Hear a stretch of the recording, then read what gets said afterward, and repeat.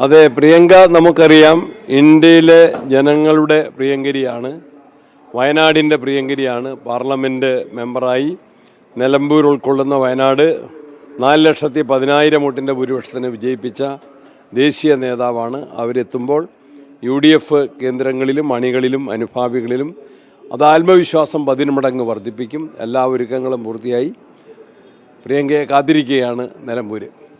ഈ കഴിഞ്ഞ കുറേ നാളുകളായി മണ്ഡലത്തിലുണ്ട്. എല്ലാ പ്രവർത്തനത്തിൻ്റെയും പ്രചരണത്തിൻ്റെയും ചുക്കാൻ പിടിച്ചുകൊണ്ട് മുന്നിൽ നിന്ന് നയിക്കുകയാണ്. എന്താണ് ഏറ്റവും ഒടുവിലത്തെ പ്രതീക്ഷ UDFൻ്റെ?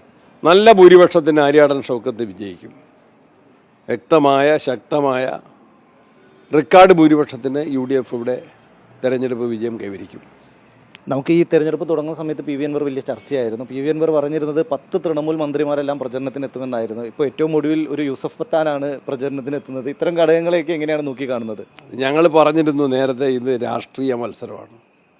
കേരളത്തിലെ ഇടതുമുന്നണി ഭരണത്തിൻ്റെ ജനവിരുദ്ധ നയങ്ങൾക്കെതിരെയുള്ള പോരാട്ടമാണ്. ആ പോരാട്ടം നയിക്കാൻ UDF ആണ്. അതിൽ വ്യക്തികൾക്ക് യാതൊരു പ്രാധാന്യവുമില്ല, പ്രസക്തിയില്ല. നിങ്ങൾ ചാനലുകൾ അനാവശ്യ പ്രാധാന്യം കൽപ്പിച്ചു. നിങ്ങൾ തന്നെ അതിൽ നിന്ന് പുറകോട്ട് പോയി. ഞങ്ങളിത് പൊളിറ്റിക്കൽ ഫൈറ്റാണ്. ആ നിലയിൽ തന്നെ ഇത് അവസാനിക്കും.